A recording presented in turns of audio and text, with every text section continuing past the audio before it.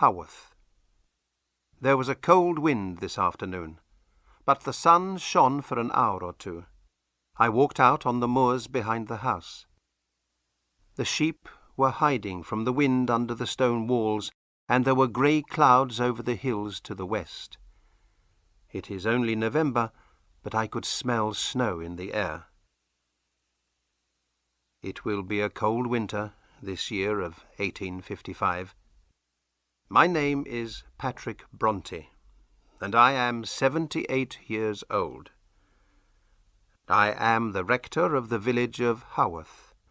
Haworth is a village of small, grey stone houses on the side of a hill in the north of England, and I live in a house at the top of the hill, next to the church and the graveyard. I walked through the graveyard to the church this afternoon. All my family, except Anne, are buried there. The wind had blown some dead leaves through the door into the church, and I watched them dancing in the sunlight near the grave. Soon I shall be in that grave with my wife and children, under the cold grey stone and dancing leaves. It is dark outside now, and it is very quiet in this house. Charlotte's husband, Mr. Nichols, is reading in his room, and our servant is cooking in the kitchen. Only the three of us live here now. It is very quiet. I can hear the sounds of the wood burning in the fire, and the big clock on the stairs. There is another sound, too, the sound of the wind outside. The wind has many voices. It sings and laughs and shouts to itself all night long. Last night it cried like a little child, and I got out of bed and went to the window to listen. There was no child, of course. Only the wind and the gravestones, cold in the pale moonlight. But I decided then that I would write the story of my children, today, before it is too late. Charlotte's friend, Mrs. Gaskell, is writing a book about her, and perhaps she will want to read my story. It is a fine story. It began in April 1820, when we came to Haworth for the first time. There was a strong wind blowing that day, too, out of a dark, cloudy sky. We could see snow on the moors. The road to Haworth goes up a hill, and there was ice on the stones of the road. Maria, my wife, was afraid to ride up the hill in the carts. "We'll walk, children," she said. "If one of those horses falls down, there'll be a terrible accident. Come on, let's go and see our new house." She was a small woman, my wife, and not very strong. But she carried the baby, Anne, up the hill in her arms. I carried Emily. She was 1.5 years old then. The others walked. My 2-year-old son, Patrick Branwell, walked with me, and Charlotte, who was nearly 4, walked with her mother. The 2 oldest children, Elizabeth and Maria, ran on in front. They were very excited and laughed and talked all the way. The people of Haworth came out to watch us. Some of them helped, but most of them just stood in their doorways and watched. They are very poor people in this village. I was their new rector. We had 7 carts to carry our furniture up that icy hill, but it was hard work for the horses. When we reached our house, the wind was blowing hard in our faces. My wife hurried inside and began to light fires. "Do you like it, my dear?" I asked her that night, when the children were in bed. She looked pale and tired. I thought it was because of the long journey and the children. Perhaps it was. She held out her hands to the fire and said, "Of course, Patrick, it's a fine house. I do hope it will be a good home for you and the children." I was a little surprised by that. "And for you, Maria," I said. "Don't forget yourself. You are the most important person in the world to me." She smiled then, a lovely smile. "Thank you, Patrick," she said. She was a very small woman, and she was often tired because of the children. But when she smiled at me like that, I thought she was the most beautiful woman in England. A year and a half later, she was dead. She did not die quickly. She was in bed for 7 long months in awful pain. The doctor came often, and her sister Elizabeth came too to help. The children were ill as well. It was a terrible time. My wife, Maria, died in September 1821. She was 38. It was my job to bury her in the church. Our 6 young children stood and watched quietly. Afterwards, we went back to the house. I called them into this room and spoke to them. I said, "You must not cry too much, my dears. Your mother is with God now. She is happy. One day you will all die, and if you are good, you will go to God too." "But why?" Maria asked. "Why did she die now, Father? We need her." This world is a hard place, children, and we cannot understand everything that God does. But God loves us, never forget that. Your mother loved you, and perhaps she can see you now. We must all try to work hard, learn as much as possible, and be kind to each other. Will you do that?" "Yes, Father." They all looked so sad, I remember, and they listened so carefully. Little Emily said, "Who will be our mother now?" "Maria is the oldest, so she will help me. You must all listen to her and do what she says. And your Aunt Elizabeth is here too. Perhaps she will stay for a while." Elizabeth did stay. She was older than my wife, and she wasn't married. We called her Aunt Branwell. She came from Penzance in Cornwall, a warm, sunny place by the sea in the southwest of England. It is often cold on the moors behind Haworth, and the winds blow all winter. Aunt Branwell hated Haworth, but she stayed here all her life to help me with her sister's children. She was a good, kind woman. I was very proud of my little Maria. She was only 8 years old, but she worked all day like an adult. She helped the little ones to get washed and dressed. She helped them to play and draw and read. She was like a little mother to them. She could read very well herself. We always had books and newspapers in the house, and I talked to the children about them every day. I talked to them about adult things, the Duke of Wellington, and the important things that he was doing in London. The children listened carefully and tried hard to understand. Maria often read to the others from the newspaper and asked me questions about it. She understood it better than most men. I was sure my children were very clever, but I did not have time to talk to them all day. I had my work to do. So, in 1824, I sent them to school. Cowan Bridge School. I was born in a small house in Ireland. There were only 2 rooms in our house, and I had 9 brothers and sisters. My parents were very poor. We had no money and only a small farm. But we did have a church near us, and that church had a school. That school gave me my one chance of success.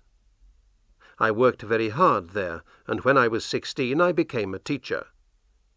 Then I went to St. John's College, Cambridge, to study some more. I became a curate. When I married, I was able to get a good job and a house for my family. I got all that because I worked so hard at school. I wanted my children to go to the best school that I could find. Cowan Bridge School was a school for the daughters of churchmen. It belonged to a churchman, Mr. Wilson. He was a good man, I thought. I liked the school, and it was not too expensive. So, in July 1824, I took Maria and Elizabeth there. In September, I took Charlotte, and in November, Emily as well. Emily was just 6 then, and Charlotte was 8. I remember how quiet the house was that autumn. In the evenings I taught my son, Branwell, and my wife's sister looked after the youngest child, Anne. I often thought about the girls. My eldest, Maria, was a good, clever girl. I thought she must be the best pupil in the school. I waited for her letters, and wondered what new things she was learning. She did tell me some things in her letters, but not enough. She told me she liked the schoolwork, and I was pleased. But she did not tell me about the food, or the cold, or the unkind teachers. Charlotte told me those things much later. I know Maria did not tell me that the food was often burnt and uneatable, or that they could not sleep because the beds were too cold. She did not tell me that the poor, hungry children had to wash with ice in the mornings, and walk through wet snow to sit for 2 hours with icy feet in a cold church on Sundays. She did not tell me that many of the children at the school were ill. You didn't tell me that, did you, Maria? Did you? Or did you try to write something and stop because you were afraid of the teachers? You were a good, brave child, and I was so proud of you, so pleased because you were at school. I wanted you to learn everything. I didn't want you to be poor like my sisters. God help me. I thought you were happy at Cowan Bridge School. There were no Christmas holidays at the school, and it was too difficult to travel over the cold, windy hills to visit my little girls. So I sat at home here in Haworth with Aunt Branwell, my son, and the little girl, Anne. Outside, the wind blew snow over the gravestones, and there was ice on our windows. On Christmas Day, little Anne looked lonely. She asked me about her sisters. "Don't worry, my dear," I said. "They are happy with the other girls at school. You shall go to Cowan Bridge too, when you are older." I remember how strangely she looked at me then. She was only 4, and very pretty. She smiled at me, but her face went very white, and her hands started to shake. I don't know why. I thought she was cold, and I put some more wood on the fire. Then Aunt Branwell read her a story from the Bible, and I forgot about it. In February, a letter came. It was in an adult's handwriting, not Maria's. "Dear Mr. Brontë," it said, "I am afraid I have some bad news for you. Many children in the school have been ill, and your daughter Maria—" My hand began to shake badly, and I dropped the letter on the floor. As I picked it up, I could see only one word: dead. If your daughter Maria does not come home soon, she will be dead. I went over the hills to bring her back. My Maria was in a small bed in a cold room upstairs, coughing badly. Elizabeth and Charlotte and Emily stood beside her, waiting for me. They looked so sad and ill and frightened. I remember the big eyes in their small white faces. But I did not bring them home then. The school doctor said it was not necessary. So I took Maria home across the cold, windy moors to Haworth. I sat beside her in the coach and held her hand all the way. I remember how cold her hand was in mine. Thin, cold fingers that did not move at all. It was too late to save her. She lay in bed upstairs for nearly 3 months, but she was too ill to eat. Her poor face was white, I remember, and it seemed thin and small like a dead child's. Only her eyes looked alive, big, dark eyes in a thin white face. "Don't cry, Father," she said to me once. I shall be with Mother soon, you know, and with God. I buried Maria beside her mother, and a month later I buried Elizabeth there too. She became ill at school, and a woman from the school brought her home. I brought Charlotte and Emily home 2 weeks later. They were here when Elizabeth died. Her body lay all night in a wooden box on the table, and her little sisters and brother kissed her before she was buried. I had wanted so much for those 2 girls, and now I had nothing. I stood in the church and looked at the summer flowers I had put on their grave. I remembered how my wife had held the girls in her arms, and how she had smiled at me when we looked at them. "They have come back to you now, Maria," I said. "I am sorry. I am so sorry, my love." The Little Books. I had 4 children now: Charlotte, Branwell, Emily, and Anne. I did not send them to school again for many years. God's ways are hard to understand, I thought. Perhaps God was not pleased with me. Perhaps he wanted Maria and Elizabeth for himself. I decided to keep the others at home. Aunt Branwell could teach them, and I could help when I had time.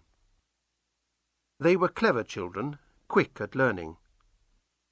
They loved to write and draw and paint, and they talked all day long. And, thank God, they were not ill. In the afternoons, my servant, Tabby, took them for long walks on the moors behind the house. They walked for miles on the hilltops in the strong, clean wind, alone with the birds and the sheep. I think it was good for them. They grew stronger, and there was a bright light in their eyes. I was not the only sad father in Haworth. Many, many children died, and I had to bury them all. The water in Haworth was bad, so many children died from illness, and many more died from accidents. I saw 100 children die from fire. In my house I was always very careful. I had no curtains, no carpets, because I was afraid of fire. My children never wore cotton clothes, because they burn so easily. One day, in 1826, I brought a box of toy soldiers home from Leeds. Next morning the children began to play games with them. "This one is mine," Charlotte said. "He's the Duke of Wellington." "And this is mine," said Branwell. "He's Napoleon Bonaparte." The children liked the wooden soldiers, and began to tell a story about them. It was a very exciting story, I remember. They read it to me and Aunt Branwell and Tabby, our servant. The next day they invented another story, and then another. And then for several days the children were very quiet, and I wondered what they were doing. I went upstairs and opened their bedroom door. Inside they were all busily writing or drawing on small pieces of paper. The wooden soldiers were in the middle of the room in front of them. "What are you doing?" I asked. Emily looked up. "Oh, Father, please go away," she said. "We're writing our secret books." I suppose I looked sad. "What? Can't I see them?" I asked. They all thought for a minute. Then Charlotte said very seriously, "You can see some of them, of course, Papa, but they aren't easy to read because it's very small writing. We'll show them to you when we are ready." These toy soldiers opened a new world for my children. They showed me some of their stories, but there were hundreds that they kept secret. They all began writing so young. Charlotte, the oldest, was only 10, and Emily was 8. I don't think they ever stopped. Mr. Nichols has all Charlotte's little books now in a cupboard in his room. Some of them are no more than 5 or 6 centimetres high. They are beautifully made, and full of small pictures and tiny writing. There is one on my desk now, but I can't read it. My eyes are too bad. Charlotte and Branwell wrote about a country called Angria, while Emily and Anne wrote about a land called Gondal. The people in those countries fought battles and fell in love and wrote letters and poems. My children wrote these poems and letters, and they wrote books about Angria and Gondal. They drew maps of the countries, wrote newspapers about them, and drew pictures of the towns and people in their stories. They invented a new world for themselves. They wrote many of these stories when I was in bed. I used to read to the family and pray with them in the evening, and then I usually went to bed at 9 o'clock. One night, I remember, I woke up and came down again at 10. There was a noise in my room, this room where I am writing now. I opened the door and saw Charlotte and Branwell with a candle looking at a picture on my wall. "What are you doing here?" I asked. "We're looking at the picture, Papa," Branwell said. "It's the Duke of Zamorna and the Duke of Northumberland fighting in Glasstown." I looked at the picture. It's here now behind me. It's a picture of a story in the Bible with a town, mountains, and hundreds of people in it. "What do you mean?" I asked. "It's one of our stories, Papa," Charlotte said. "We have to come in here to look at the picture. Then we invent what happens." "Tell me, then," I said. They both looked very excited. Their faces were pink, and their eyes were bright in the candlelight. But they looked happy, too. I put my candle on the table and sat down here, where I am sitting now, to listen to their story. It was a wonderful story. Charlotte's wooden soldier, the Duke of Wellington, had had a son, Arthur, Duke of Zamorna. Branwell's toy soldier, Bonaparte, had become the strong, bad, good-looking Duke of Northumberland.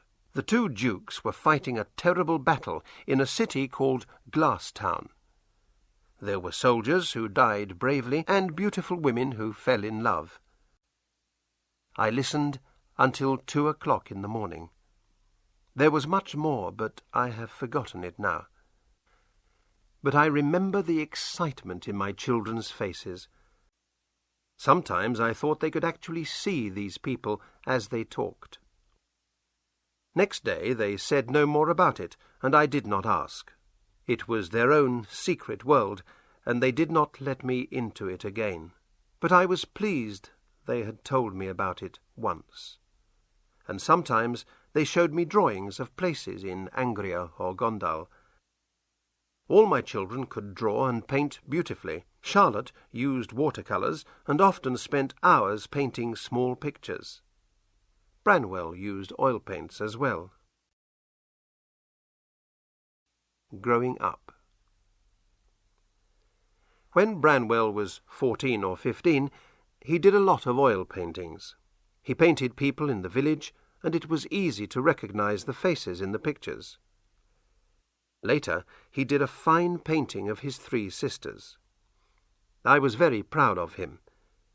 We all decided he would become a famous artist. Charlotte went to school again when she was 15. It was a much better school, Miss Wooler's school at Roe Head. I don't think Charlotte liked school, but she wanted to be a teacher, a governess, so she worked hard. I taught Branwell at home, and Aunt Branwell taught Emily and Anne. The girls and Branwell were learning to play the piano, and Branwell played the music in church. Emily and Anne had dogs, and they used to take them for walks on the moors. Anne's dog was called Flossie, and Emily had a big strong one called Keeper. Keeper went everywhere with her. I think Emily loved that dog more than any person. Emily was sometimes a difficult child. She was very shy and did not often speak to anyone outside the family. When she was older, I sent her to school with Charlotte, but she hated it, so I brought her home and sent Anne instead. Branwell was not shy. He could talk to anyone for hours. Everyone in Haworth liked him. I remember the day in 1835 when Branwell went to London. He was 18 years old, and he was going to the Royal Academy in London to learn to be an artist. He walked down the hill in Haworth with a bag of his best paintings on his back, and everyone in the village came out to see him go. That was a great day for me. Something terrible happened in London, but I don't know what it was. Branwell came back 2 weeks later, his face white, his clothes dirty. I don't know where he went or what happened in London. He refused to tell me. He just sat upstairs, alone in his room, for hours. Later, I paid for a room in Bradford for him to work in. He could paint pictures of famous people there, I thought. It was easy work for him. But he couldn't do it. He spent all my money and came home again after a while. This was a sad time for me. My eyes were very bad, and I had to pay a young curate to help me with my work for the church. My old servant, Tabby, broke her leg and was very ill. And then, one day, I got a letter from Miss Wooler's school. My curate read it to me.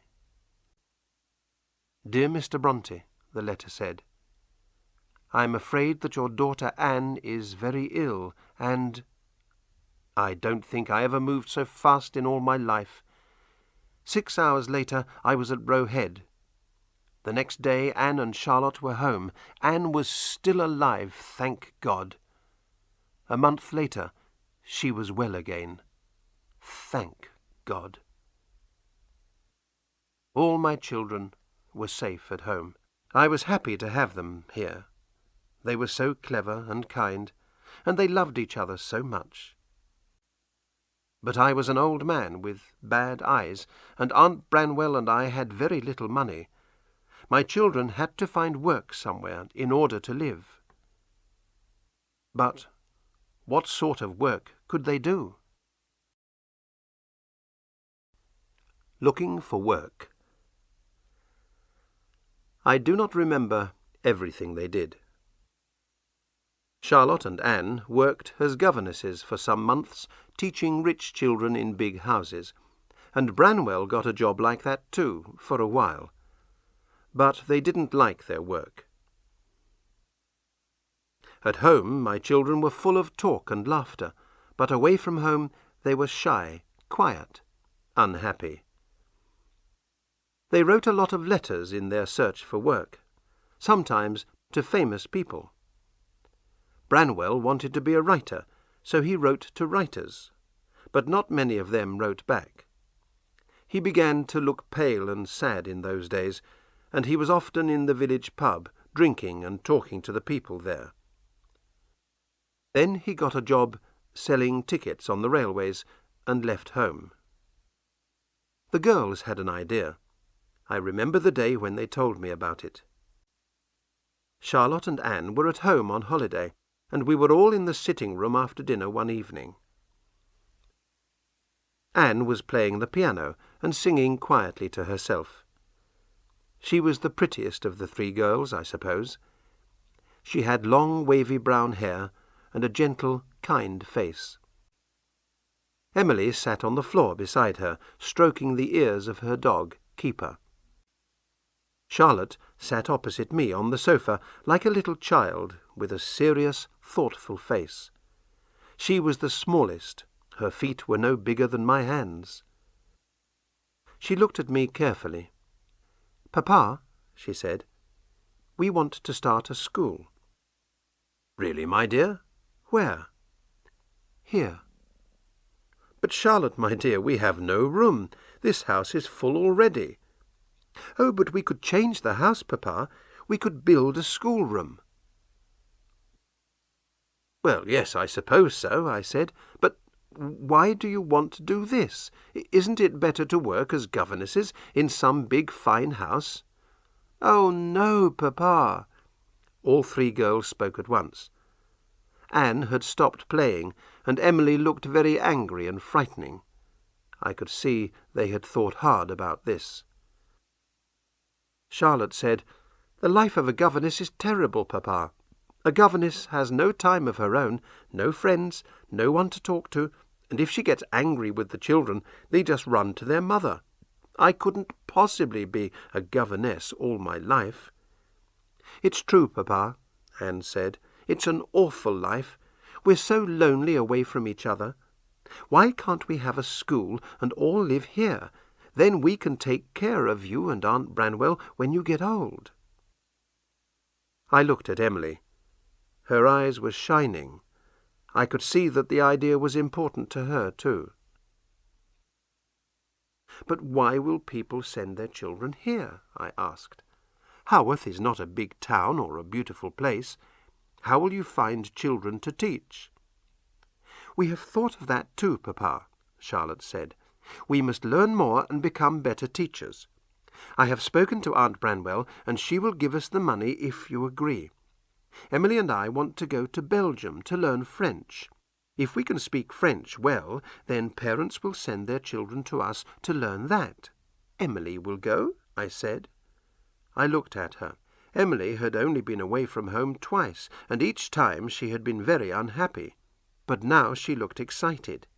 "Yes, Papa," she said, "I will go. Charlotte is right. We must do something, and this will help us to stay together." "And Anne?" "I will stay as a governess with the Robinson family," Anne said sadly. "There's not enough money for us all to go, and the Robinsons are not so very bad." It was always like that. Anne was a gentle girl. She did not fight as hard as the others. Perhaps her life was easier because of that. I don't know. But I thought it was a wonderful idea. I wrote to Belgium and found them places in a school in Brussels, which was owned by a Monsieur Heger. I agreed to take the girls there, and for a month I wrote down French words in a little pocket-book to help me on the journey. Then, one afternoon in 1842, we caught the train to London. I had not been to London for over 20 years, and my daughters had never been there. We stayed for 3 days, and then we took the night boat to Belgium, and arrived at a tall, fine school building in the centre of Brussels. Heger himself was a very polite, friendly man, very kind. He did not always understand my French, but he showed me around the school and talked a lot, very fast. I smiled and tried to answer. The 2 girls were very excited when I left them. As I came home on the boat, I thought, this is a good thing, a fine thing perhaps. My daughters will start a good school, and Haworth will become famous. I hope Branwell can make a success of his life too. Then my wife Maria will be pleased with us all. Monsieur Heger and Mrs. Robinson. At first everything went well. Monsieur Heger wrote to me often. He was pleased with my daughters, he said. They were good pupils. But life at home in Haworth was hard. My curate died, and Aunt Branwell became very ill. Emily and Charlotte came home to see her, but she was dead before they arrived. She was a good woman, Elizabeth Branwell. She kept my home for more than 20 years, and she taught my daughters everything she knew. But she never liked Haworth, I am sure of that. She said it was a cold, miserable place. I hope that God has found somewhere warm and comfortable for her now. But how could I live without her? My eyes were now very bad, and I could not see to read. And our servant, Tabby, was older than I was. Anne could not help me. She was a governess for the Robinson family, and now Branwell had a job there too, teaching their young son. So Charlotte went back to Brussels alone, this time as a teacher in Monsieur Heger's school. Emily stayed at home to cook and clean for me. She did not like Brussels, she said. she was happy to do the housework and live at home with Tabby and me. She was a strange, quiet girl, Emily. She was the tallest of the girls, and in some ways she was as strong as a man. She loved to walk by herself on the wild, lonely moors, with her dog Keeper running by her side. Sometimes I saw her there, singing or talking quietly to herself, and I thought perhaps she could see the people in her secret world of Gondal, and was talking to them. I know that she spent a lot of time writing alone in her room. And when Anne was at home, she and Emily often talked and wrote about the world of Gondal together. There were sometimes dangerous people near Haworth, so I always had a gun in the house. Before my eyes were bad, I taught Emily to shoot. She loved that. Sometimes I used to practice shooting in the garden while she was making bread in the kitchen. I shot first, then I called Emily. She came out, cleaned her hands, picked up the gun, shot, and went back in to finish the bread. She was much better at shooting than I was.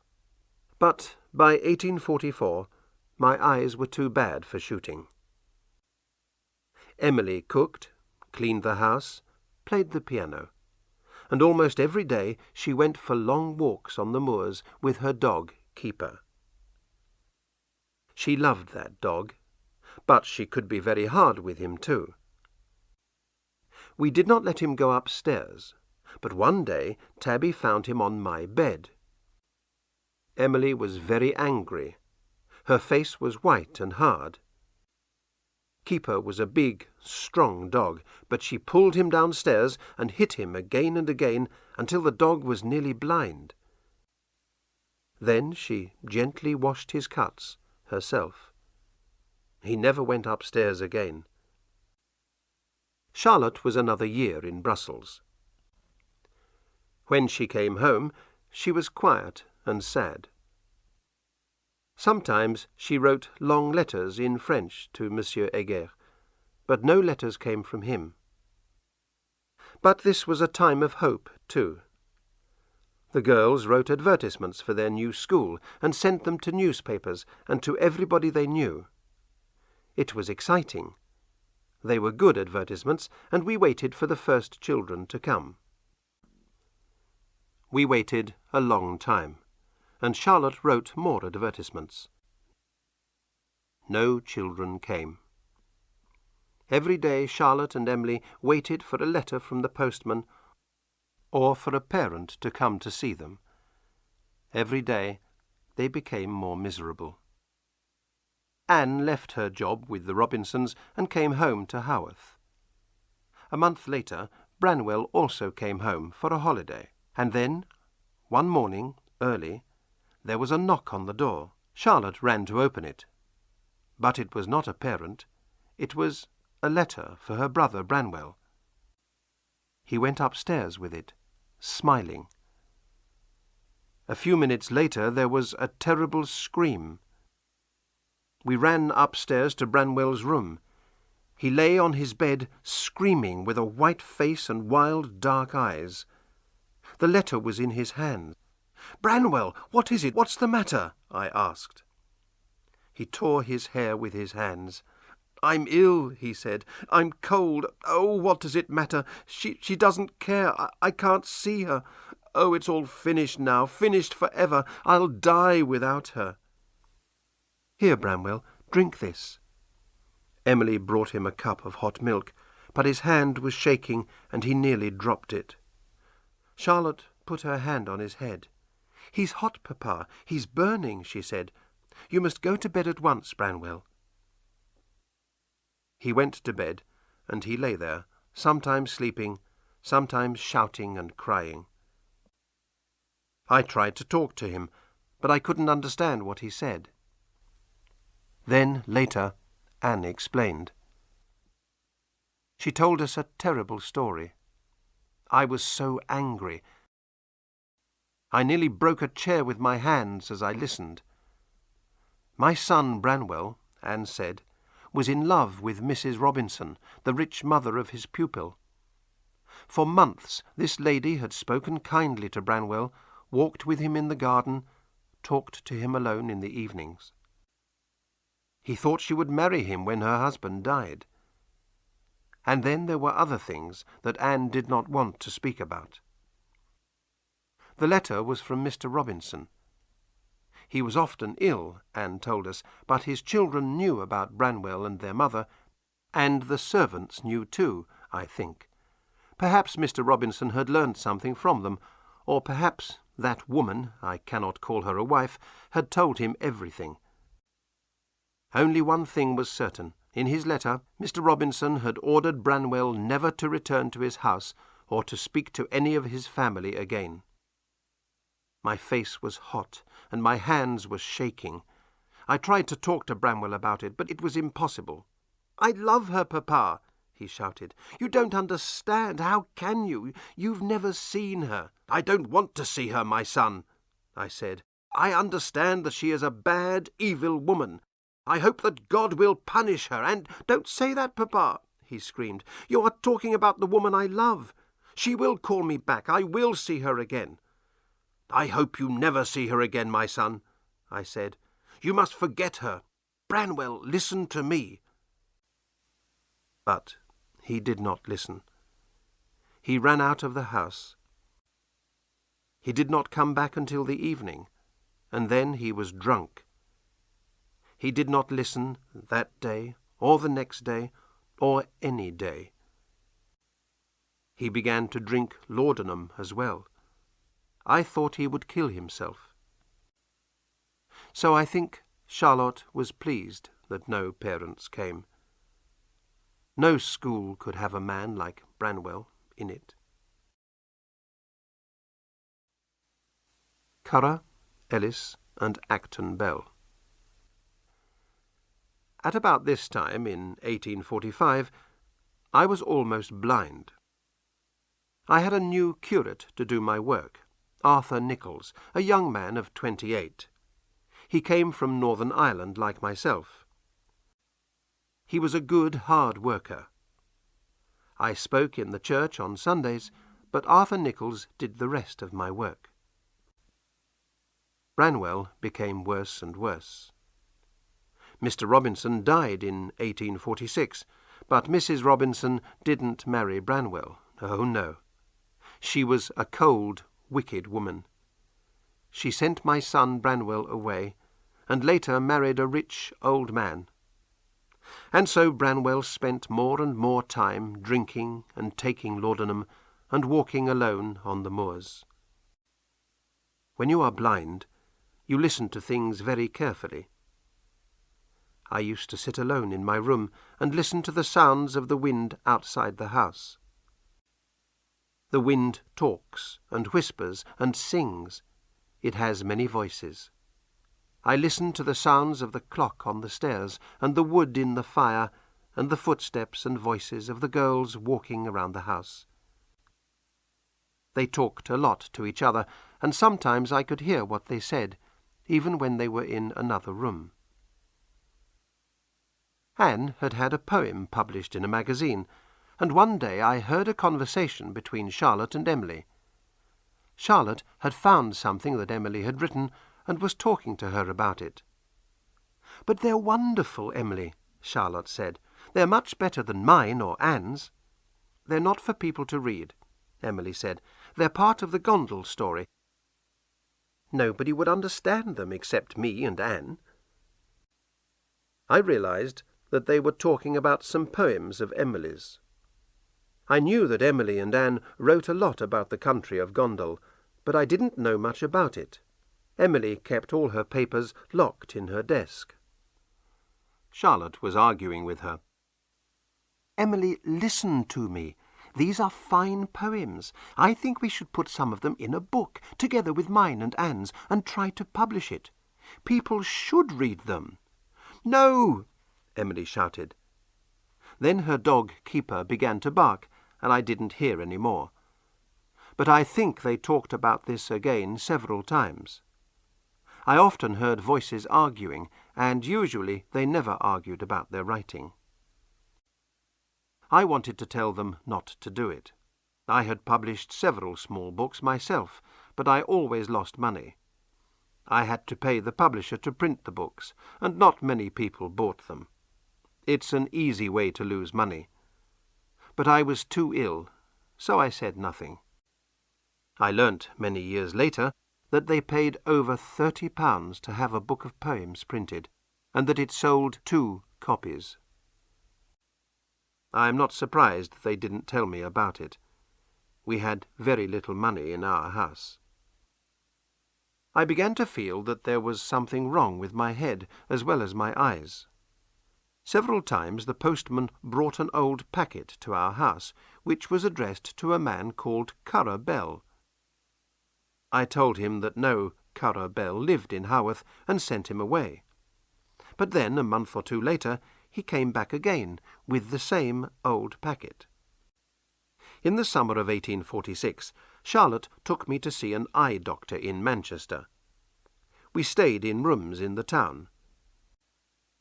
The doctor decided to operate on my eyes, and the next morning we got up early. I was afraid.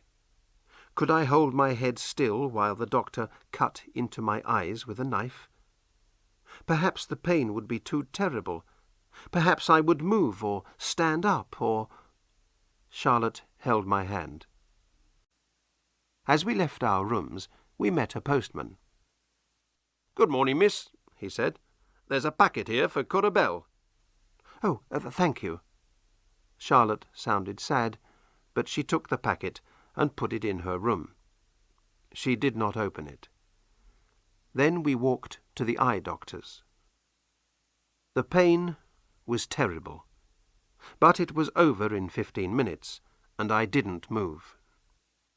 Afterwards, I had to lie on a bed in a dark room. We couldn't go home for a month.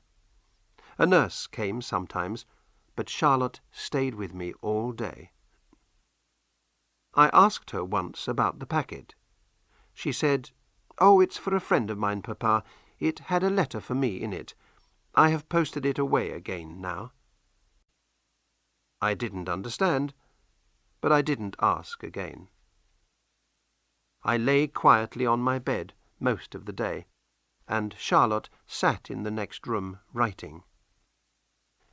She wrote very fast for many hours, and never put her pen down once. She seemed quiet, but strangely happy. I was happy too. The doctor had helped. I could see again. It was wonderful. The colours, the shapes of everything were beautiful. When we came back to Haworth, I could see everything clearly at last. Our home, the church, the graveyard, the moors, the faces of my Emily and Anne. And Branwell. Branwell's face looked terrible. White, thin, with big dark eyes and untidy hair. His clothes were dirty, he smelt, his hands shook. All the time he was either shouting or crying, and always, every day, he asked me for money. I let him sleep in my room at night, and he kept me awake for hours talking about Mrs. Robinson. I remembered his paintings, his stories, his happy childish laughter. My fine, clever son had become a drunken animal. The winter of 1846 was terribly cold. The wind blew snow around the house and over the gravestones. A lot of children died in the village. Anne was ill. Branwell was worse. We lit fires in all the rooms, but there was ice inside the windows in the mornings. I spent most of my time with Branwell, so I didn't think very much about the girls. And then, one afternoon, Charlotte came into my room. I was sitting here, in this same chair beside the fire. She had a book in her hand, and that strange, happy look on her face. "Papa," she said, "I've been writing a book." I smiled. "Have you, my dear?" I thought she had written another little book about Angria. "Yes, and I want you to read it." "Oh, I'm afraid it will hurt my eyes too much." My eyes were much better, but the tiny writing in the angrier books was too small for me. "Oh, no," she said. "It's not in my handwriting. It is printed." She held out the book in her hand. "My dear, think how much it will cost. You will almost certainly lose money because no one will buy it. No one knows your name." "I don't think so, Father. I didn't pay to get it printed, you know. The publishers paid me. Listen to what people say about it in these magazines." She sat down and read to me from some of the most famous magazines in England. There were long articles in them about a book called Jane Eyre by Currer Bell. They were kind articles. Most of the magazine writers liked the book. "This Currer Bell, then?" I asked. "Is it you?" Charlotte laughed. "Yes, Papa. It's a man's name with the same first letters, C.B. Charlotte Brontë, Currer Bell." She gave me the book and went out. I began to read. I think I read for 2 hours, but it seemed like 10 minutes. It was a wonderful, beautiful book, the story of a little girl called Jane Eyre. Her parents are dead, so she lives with an unkind aunt and her children. Then Jane goes away to a school called Lowood. This school is a terrible place, and it is very like the school at Cowan Bridge. Jane Eyre's best friend, Helen Burns, falls ill at the school and dies. This Ellen is just like my own little Maria. When I read about her death, my eyes filled with tears. But it was a beautiful book, too. I did not want to put it down. At 5 o'clock I got up and went into the sitting-room. My 3 daughters sat there, waiting for me. Their eyes were very bright. I still had tears in my eyes, but I had a big smile on my face, too. I held up Jane Eyre in my hand and said, "Girls, do you know Charlotte has written a book? And it is more than good, you know. It is very, very fine indeed." The best days and the worst days. Emily and Anne did know, of course. They had known about Charlotte's book for a long time. Jane Eyre was not the first book that Charlotte had sent to a publisher. Over a year ago she had written another book, The Professor, and sent it to one publisher after another. Each publisher had sent it back in a packet addressed to Currer Bell. And then Charlotte had sent it, in the same old packet, to another publisher, and then another, and got it back again. "Why didn't you change the paper on the packet, my dear?" I asked. Charlotte smiled. "I didn't think of it, Papa. The worst day was when we were in Manchester, going to the eye doctor. Do you remember? The packet came back then. That was the day before I started writing Jane Eyre."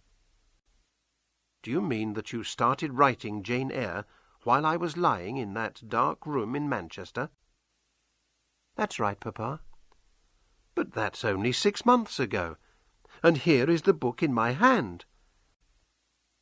"Yes, Papa. The book was printed a month after I sent it to the publisher."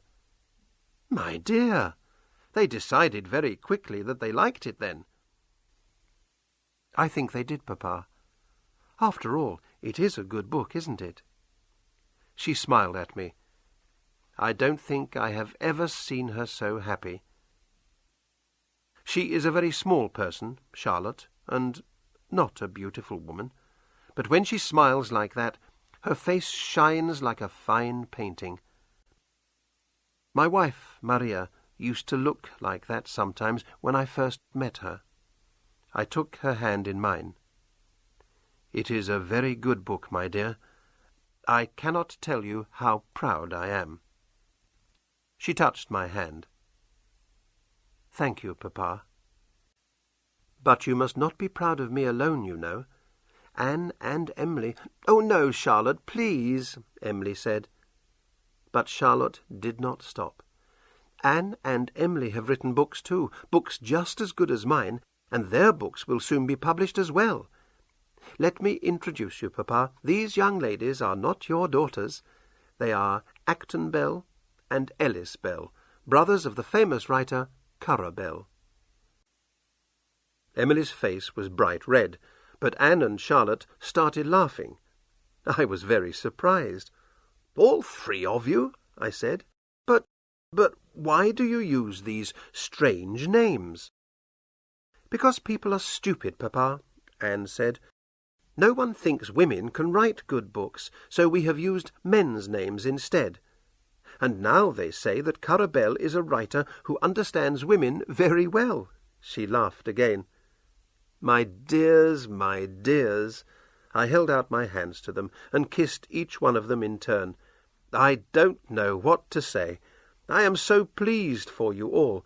You have made your old papa happy today. Something in Emily's face stopped me. "Emily, you will let me read your book, won't you?" She thought for a moment. "Yes, Papa, of course, but it's very different from Charlotte's. I'm not sure you'll like it." "You yourself are very different from Charlotte, my dear, but I love you both. You must show me the book as soon as it comes, and you too, Anne." I read both their books that winter. They were very different. Anne's book, Agnes Grey, was the story of an unhappy governess. As I read it, I was sad to think how miserable Anne had been in a big house away from home, where no one understood her. It was a good book, but it was harder to read than Jane Eyre. Emily's book was called Wuthering Heights. It was a terrible, frightening, wonderful story. There is love in it, and hate, and fear, and a man called Heathcliff who is strong and cruel like the devil himself. I read it late one night when the wind was screaming around the house, blowing snow against all the windows, and sometimes I was afraid. When I got up to go to bed, I saw Emily sitting quietly by the fire. She was stroking her big dog, Keeper, with one hand, and drawing a picture with the other. She looked like a quiet, gentle young woman, I thought, tall, pretty, and also there was something different about her, something very strange and very strong. There was something in her that was stronger than any of her sisters, even Charlotte, something stronger than even me or her brother Branwell, much stronger than Branwell. All that year, Branwell was very ill. He spent more and more time drinking. He slept most of the day and was awake half the night. His face was white, his hands shook when he tried to write. His sisters didn't tell him about their books or show him the new ones that they were writing. They were afraid that he would be unhappy about their success, because he had wanted to be a writer himself. He made life hard for all of us. In September 1848, he became very ill. He coughed all day and all night. He began to talk of death and asked us to pray with him. While we stood together, praying, he began to cough again. He fell to the ground. Emily and I put our arms around him, but he couldn't get up. There was blood on his mouth and on Emily's dress. When he stopped coughing, it was because he had stopped breathing. My only son was dead. We buried him in the church beside his mother and little sisters. It was a cold, rainy afternoon. There were dead, wet leaves in the graveyard, and the wind blew rain into our faces. I came back into the house soon afterwards, but Emily walked for an hour or two in the rain with her dog, Keeper. When she came back into the house, her dress was wet through. Several days later, Emily became ill. Her face was hot, she couldn't eat, she kept moving around the house. It was difficult for her to breathe, and it took her a long time to climb the stairs. Charlotte felt her heart. It was beating 115 times a minute. "Let me call a doctor, Emily," Charlotte said. But Emily refused. "If he comes, I won't talk to him." "Then go to bed and rest, please. I can light a fire in your room, and bring you milk and read to you if you like." "You need rest, sister." "I do not," said Emily slowly. She had to breathe hard between each word, and her face was as white as Branwell's had been. "My body doesn't matter now. I don't care about it. I live as I always have." And so, every day, she got up at 7 o'clock, dressed herself and stayed downstairs until 10 at night. She ate little or nothing and coughed for hours. Sometimes she coughed blood. She never went out of the house, but one day Charlotte brought some heather from the moors for her to look at. Emily was lying on the black sofa in the sitting-room. Her dog, Keeper, lay on the floor in front of her. "Look, Emily," Charlotte said, "I've found some purple heather for you. There are still 1 or 2 flowers left on the moor." "Where?" Emily asked. "Here, look." Charlotte held out the small, bright purple flower. Emily turned and looked at Charlotte, but I don't think she could see the heather. Her eyes were too bad. Charlotte put it in Emily's hand, but after a moment Emily dropped it on the floor. At last she said, "Charlotte, I will see the doctor now, if he comes." Then she closed her eyes. Emily was so thin, and her white skin looked like paper. I knew it was too late, but I said to Anne, "Quick, put on your coat and fetch him now." We did not have long to wait. The doctor came, half an hour later, to tell us what we already knew. Emily, my daughter, was dead. 1848 was a year of funerals. I buried many children from the village that year. There was a lot of sadness in Haworth. As I came out of the church with the dead flowers from Emily's grave, I saw 3 other families walk past me. They had come to visit the graves of their own dead children. The people understood that their children were with God, but no one could explain that to Emily's dog, Keeper. He followed us to her funeral, and for weeks afterwards he lay outside her bedroom and howled. Arthur Nichols. That was not the end of my sadness. Anne, too, became ill. She could not breathe. She coughed. Her face was white. But she was more sensible than Emily. She took all her medicines and did everything the doctors said. It didn't help much. In the spring she said she wanted to go to the sea, to a warmer place. The doctors told her to wait. I thought she would die before she went. At last, in May, Charlotte went away with her. They went to York first, where they visited a wonderful church, York Minster. "If men can make something as beautiful as this," Anne whispered, "what is God's real home like?" Charlotte told me this in a letter she sent from Scarborough, a town by the sea on the north-east coast. On 26th May, Anne rode a donkey on the beach, the letter said. She was very happy, Papa. Afterwards we went to church, and then sat and watched the sea for a long time. On the 28th she was too ill to go out. She died quietly at 2 o'clock in the afternoon. She will be buried in a graveyard near the sea. Anne was the baby of the family, the youngest and prettiest of them all. Before she died, she wrote another book, The Tenant of Wildfell Hall, about a woman who left her cruel husband. She was proud of it, and so was I. She was 29 years old.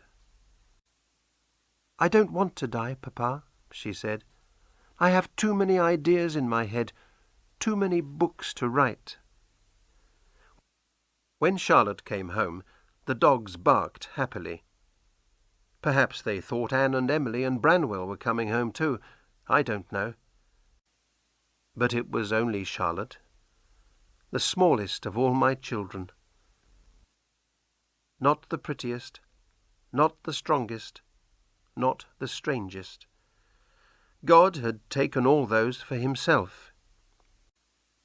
He had left me with the one who would become the most famous, and the one who nearly had a child. Charlotte wrote 2 more books. Shirley, about a strong, brave woman like her sister Emily, and Villette, about love between a teacher and a pupil. But Jane Eyre was her most famous book. Everyone in England talked about it. Everyone wanted to read it. Charlotte went to London and met many famous writers. I was very pleased.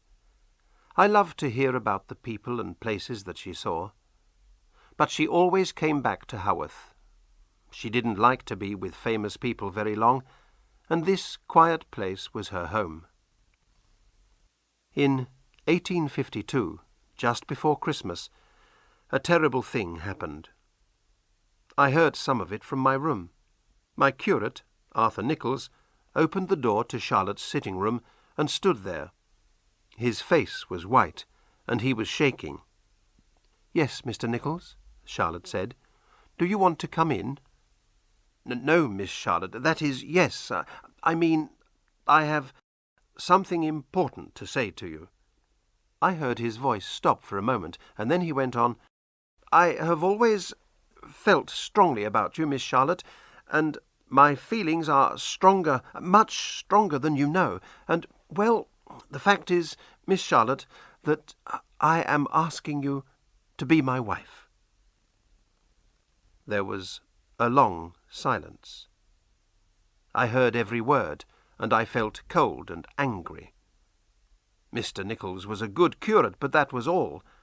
I paid him £100 a year to help me with my work, but he had no place in my house or in my daughter's bed.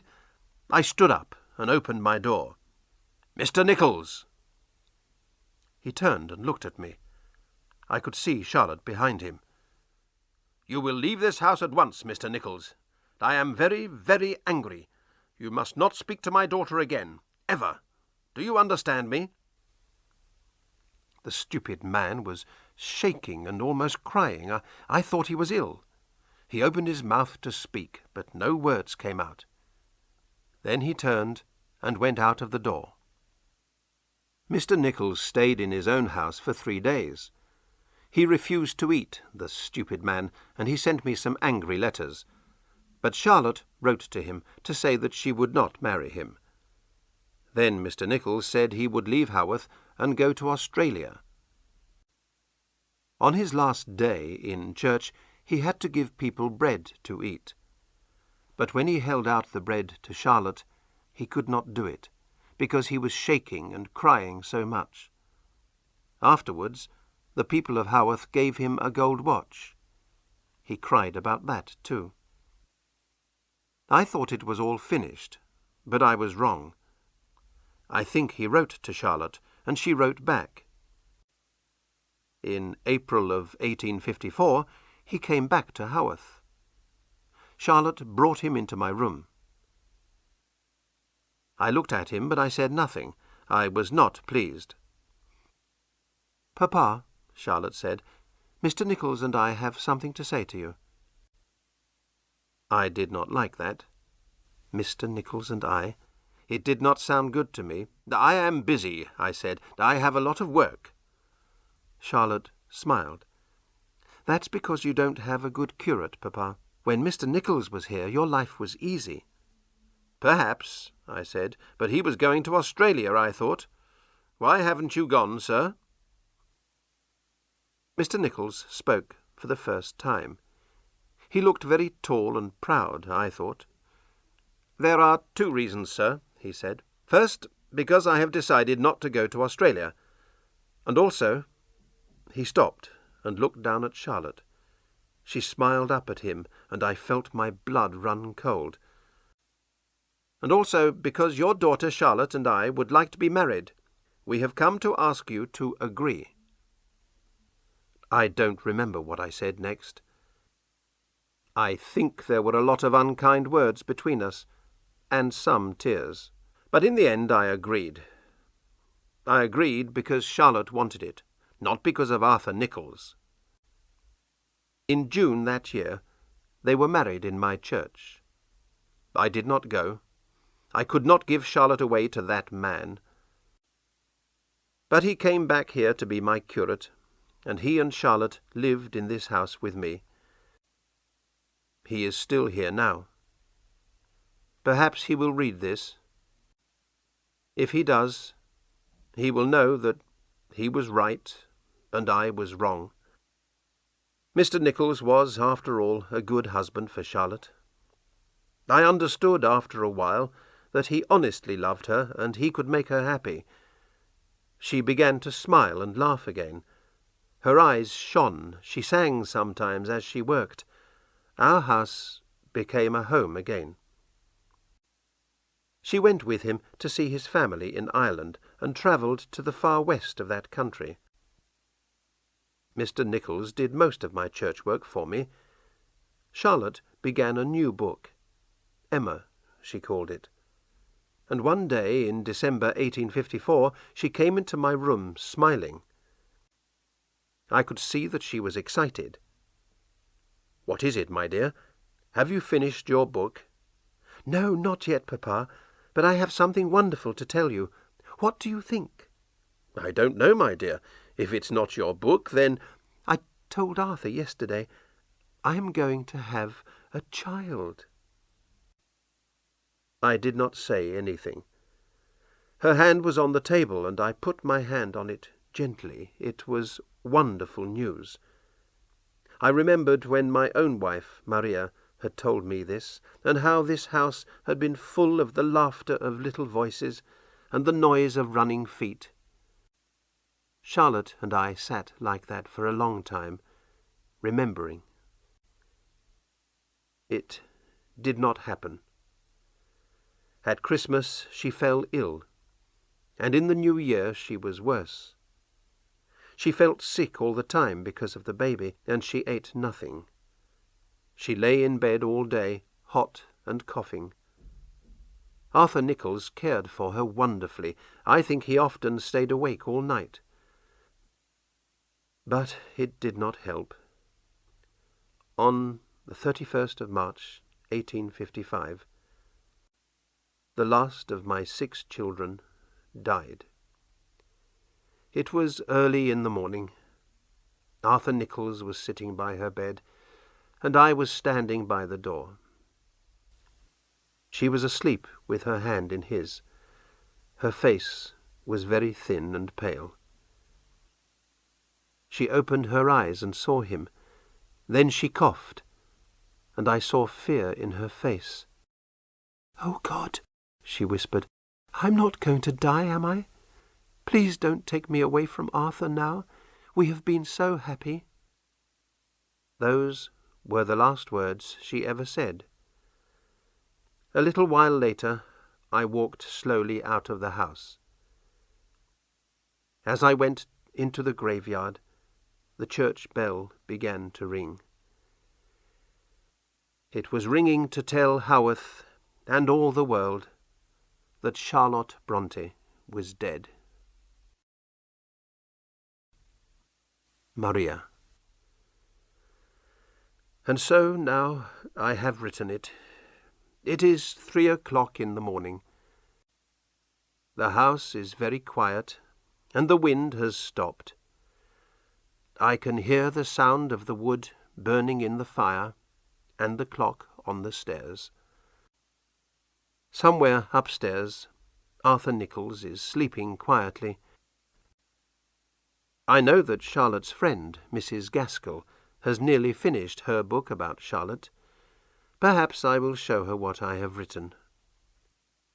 Perhaps. But I don't think so. I wrote to her before and answered her questions, and that is enough. She is a writer. She can write her own book. I will keep this book in my desk, for myself, and perhaps for Arthur Nichols. There is no need for other people to read it. My daughter Charlotte is famous already, and when Mrs. Gaskell has written about her, she will be more famous still. I wish my wife Maria could read Charlotte's books, and Emily's, and Anne's. Perhaps she can. We had some fine children, didn't we, Maria? I wonder if she can hear me. It is a fine night, now that the wind has stopped. There is a bright moon, and the sky is full of stars. I think I will go outside and walk through the graveyard to the church and talk to Maria there.